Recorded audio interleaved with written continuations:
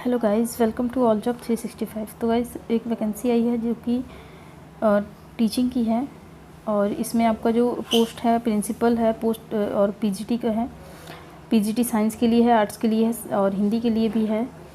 इसमें 103 वैकेंसीज़ हैं और 103 वैकेंसीज़ में सबसे अच्छी बात यह है कि इसमें आपको एग्ज़ाम नहीं देना है और ना ही इंटरव्यू देना है। इसमें आपको आपका जो है मेरिट के आधार पर सिलेक्शन होने वाला है, तो इसलिए ये वैकेंसी बहुत ही ख़ास हो जाती है। सारी डिटेल आगे वीडियो में चेक कर लेंगे हम, एज वगैरह हर चीज़। तो वीडियो को लाइक कर दीजिएगा, चैनल को सब्सक्राइब कर लीजिएगा अगर इसी तरीके का अपडेट चाहते हैं तो, वैकेंसी से रिलेटेड, चाहे वो टीचिंग की हो या फिर अदर पोस्ट के लिए हो। तो चलिए शुरू करते हैं इस वीडियो को। तो सबसे पहले तो बात कर लेते हैं नंबर ऑफ़ पोस्ट की कितनी है। तो यहाँ देख सकते हैं आप, प्रिंसिपल के लिए 7 पोस्ट है। पोस्ट ग्रेजुएट टीचर में अगर आप आर्ट्स के लिए करना चाहते हैं तो 13 है। पोस्ट ग्रेजुएट टीचर साइंस के लिए 2 वैकेंसीज़ हैं। ग्रेजुएट टीचर के लिए आर्ट्स में 29 वैकेंसी है। ग्रेजुएट टीचर के लिए साइंस है और ग्रेजुएट टीचर हिंदी के लिए 3 वैकेंसी है। असिस्टेंट टीचर आर्ट्स के लिए 14 वैकेंसी है और असिस्टेंट टीचर साइंस के लिए 16 वैकेंसी है। तो टोटल नंबर ऑफ़ वैकेंसी हो जाती है ये 103। यहाँ देख लीजिए 103 वैकेंसी टोटल है। और इसमें एक और चीज़ है कि इसमें सीटेट भी नहीं मांगा गया। अगर आप सीटेट नहीं आपने क्वालिफाई किया है, कोई भी टेट नहीं दिया है, तो भी आप इस फॉर्म को फिलअप कर पाएंगे। चलिए आगे देखते हैं हम कि इसके रिगार्डिंग क्या क्या क्वालिफ़िकेशन वगैरह दी गई है।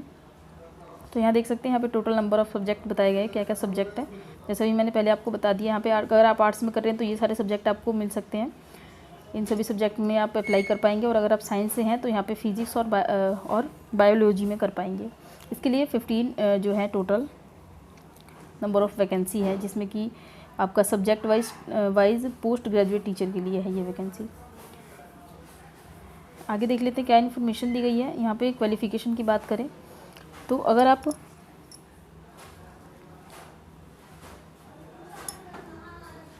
प्रिंसिपल के लिए अप्लाई कर रहे हैं तो यहाँ पे आपको ये वाली क्वालिफ़िकेशन जो है सूटेबल आपके लिए होगी, जिसमें कि है मास्टर डिग्री चाहिए आर्ट्स साइंस या कॉमर्स में, जिसमें 55% मार्क्स होना चाहिए। बीएड भी होनी चाहिए आपके साथ में 5 ईयर एक्सपीरियंस होना चाहिए स्कूल में पढ़ाने का।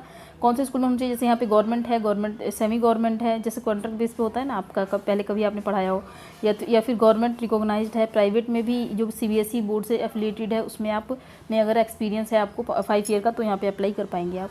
साथ में आपकी जो कम्युनिकेशन स्किल है वो हिंदी और इंग्लिश और साथ में लोकल लैंग्वेज में भी होनी चाहिए। इसके साथ ही गुड इम्प्रेशनल स्किल, यहाँ पे ये सब स्किल है, इसको आप मतलब पढ़ लीजिएगा। आगे देखते हैं। तो यहाँ बताया गया है पोस्ट ग्रेजुएट टीचर के लिए क्वालिफ़िकेशन क्या होनी चाहिए। तो आपको इसमें पोस्ट ग्रेजुएट डिग्री होनी चाहिए आपके पास, जो कि आर्ट्स में फ्रॉम अ रिकॉग्नाइज्ड यूनिवर्सिटी, और इसमें जो मार्क्स होगा वो 55% आपका होना चाहिए। इसके साथ ही दोनों में ही होना चाहिए, जैसे ग्रेजुएशन की डिग्री में भी और पोस्ट ग्रेजुएशन की डिग्री में भी 55% मार्क्स होना चाहिए। बैचलर ऑफ आर्ट यानी कि बीएड आपके पास होना चाहिए, ये भी इसमें मांगा गया है, लेकिन सीटेट वगैरह के लिए कोई रिक्वायरमेंट यहाँ पे नहीं है। आगे बात करें तो ये ना हो आपके पास, तो यहाँ पे आप देख लीजिए post graduate degree in science में होगा तो भी चल जाएगा आपका 55% मार्क्स के साथ। इसमें भी वही क्राइटेरिया है कि ग्रेजुएशन और पोस्ट ग्रेजुएशन में ये होना चाहिए। बैचलर की बात कर ले तो यहाँ पे बीएड आपको मांगा गया है, यहाँ पे बीएड होनी चाहिए। और बाकी ये सब जो है इसको आप यहाँ पे पढ़ सकते हैं, स्क्रीनशॉट ले लीजिए, यहाँ से पढ़ लीजिए। आगे देखते हैं यहाँ पे। तो ये क्राइटेरिया है कि किस तरीके से आपका सिलेक्शन होगा। तो यहाँ देख लेते हैं, अगर आप प्रिंसिपल के लिए पोस्ट ग्रेजुएट टीचर के लिए कर रहे हैं अप्लाई, तो कैसे कैसे आपको सेलेक्ट किया जाएगा। यहाँ पे दिया गया है 100 मार्क्स ऑफ परसेंटेज, मतलब आपका एमए और एमएससी का एग्जामिनेशन में से मार्क्स को प्लस किया जाएगा। यहाँ पे सारी चीज़ें, मतलब यहाँ पे यही है कि मेरिट बेस पे ही आपका सिलेक्शन होने वाला है। आगे देख लेते हैं। तो यहाँ पे बताया गया है आपको ग्रेजुएट टीचर के लिए, जो कि आर्ट्स और साइंस का जो क्वालिफ़िकेशन है। यहाँ पे अगर आप ग्रेजुएट हैं, ग्रेजुएशन आपने किया हुआ है किसी भी ऑनर्स किया है आपने, तो यहाँ पे उसमें आपको मार्क्स होना चाहिए 55%। इसके साथ ही बीएड होनी चाहिए। और इसके अलावा अगर आपने जैसे साइंस वगैरह के लिए कर रहे हैं अप्लाई, तो यहाँ पे साइंस में होना चाहिए ऑनर्स आपका, और इसमें मार्क्स होना चाहिए आपका 55% ग्रेजुएशन के साथ। इसके साथ आपका बीएड भी होनी चाहिए। बीएड में कोई मार्क्स का वो नहीं मांगा गया है कि मार्क्स इतनी होनी चाहिए। इसके आगे बात कर लेते हैं सिलेक्शन क्राइटेरिया की। तो इसमें भी सिलेक्शन क्राइटेरिया वही है जो पहले वाले में थी, जैसे कि इसमें भी आपका जो है मार्क्स जो है प्लस करेंगे और मेरिट तैयार होगा, उसके बेस पर ही आपका सिलेक्शन होगा। इसमें एग्जाम वगैरह आपको नहीं देना है। तो ये बहुत अच्छी वैकेंसी है गाइस। देखिए, आप ये मत देखा कीजिए कि पद कितने हैं। पद है 103, लेकिन आपको तो एक ही सीट चाहिए ना। सिर्फ एक सीट के लिए आपको फॉर्म भरना है तो आप एक सीट के लिए फॉर्म भी भरिए। ये मत कहिए कि आप नंबर ऑफ़ वैकेंसी कम है, नंबर ऑफ़ वैकेंसी कम होने से कुछ नहीं होता है, सीट आपको सिर्फ एक ही चाहिए, चाहे लाखों वैकेंसी हो चाहे 10 वैकेंसी हो, ठीक है। तो आगे देखते हैं हम ग्रेजुएट टीचर के लिए हिंदी के लिए अगर आप अप्लाई करना चाहते हैं तो यहाँ पे आपको दिया गया प्रवीण रत्ना इन हिंदी विद 55% मार्क्स के साथ आपका डिग्री क्वालिफिकेशन 55% मार्क्स होना चाहिए। पोस्ट ग्रेजुएशन में भी आपका 55% मार्क्स होना चाहिए, या फिर बीए होनी चाहिए 55% मार्क्स के साथ, having Hindi as one of the subject. आपके पास बीए में हिंदी सब्जेक्ट होना चाहिए, 55% मार्क्स होना चाहिए उसमें, और पोस्ट ग्रेजुएशन भी होना चाहिए, उसमें भी हिंदी होनी चाहिए और 55% मार्क्स भी होना चाहिए, ठीक है। तो ये सारी क्राइटेरिया यहाँ पे दी गई है। इसके साथ बीएड भी होनी चाहिए, BEd degree from any recognise. देखिए अगर आप टीचिंग के लिए कर रहे हैं तो बीएड तो कंपलसरी मांगता ही है, बीएड चाहे सीटेट ना मांगे लेकिन बीएड तो होता ही है क्योंकि वही टीचिंग के लिए होता है। चलिए आगे देखते हैं हम, इसका सिलेक्शन प्रोसेस भी वही होगा आपका जो है यहाँ दिया गया है, ठीक है। यहाँ पे आप चेकआउट कर लीजिएगा, सारा वही मेरिट के हिसाब से ही होगा जो भी होना है। आगे बात कर लेते हैं हम असिस्टेंट टीचर के लिए। तो असिस्टेंट टीचर की अगर आप बात करें तो यहाँ पे असिस्टेंट टीचर के लिए for the post of assistant teacher graduate in art में ग्रेजुएट होना आपका कंपलसरी है, 55% मार्क्स होना चाहिए। और क्योंकि असिस्टेंट टीचर का है तो यहाँ पे डीएलएड आपको मांगा गया है ना, क्योंकि जूनियर छोटे बच्चों के लिए तो डीएलएड ही मांगा जाता है, लेकिन सीटेट की रिक्वायरमेंट यहाँ पे नहीं है। अगर आप साइंस में के टीचर के लिए करना चाहते हैं तो आपका जो ग्रेजुएशन है वो साइंस में होना चाहिए, 55% मार्क्स होना चाहिए। डिप्लोमा इन एलिमेंट्री एजुकेशन आपके पास होनी चाहिए। और आगे जो भी ये चीज़ दी गई है आप इसको मतलब पढ़ सकते हैं, एक बार हम भी देख लेते हैं। As Adarsh Vidyalaya are CBSE affiliated English medium secondary school the candidate must have passed class 12th और equivalent examination with English as the medium of instruction. मतलब कि आपका जो 12th है ना वो 12th इंग्लिश मीडियम में होना चाहिए, मतलब आपने जो 12th पास किया है वो इंग्लिश मीडियम में ही किया हो तो यहाँ पे आप अप्लाई कर पाएंगे। तो चलिए आगे देखते हैं। इसका भी सिलेक्शन क्राइटेरिया वही है कि आपको मेरिट लिस्ट तैयार किया जाएगा और उसके बेस पे सिलेक्शन होगा।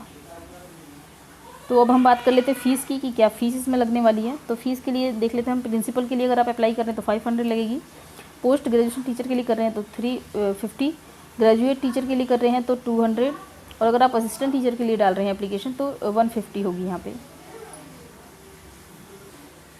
एज की बात करें तो यहाँ पे आपका एज 18 ईयर से लेकर 45 ईयर तक का दिया गया है। अगर आप इसके बीच में हैं तो आप अप्लाई कर पाएंगे। इसके साथ ही इस वाले वेबसाइट पे जाके आपको अप्लाई करना होगा। हम एक बार चेकआउट कर लेंगे वेबसाइट को भी। आगे वीडियो में लास्ट तक बने रहिए। अगर गाइस वीडियो अच्छी लग रही है तो प्लीज़ लाइक कर दीजिएगा, क्योंकि लाइक करने से हमें भी मोटिवेशन मिलता है। इसके साथ ही आप सब्सक्राइब भी कर सकते हैं।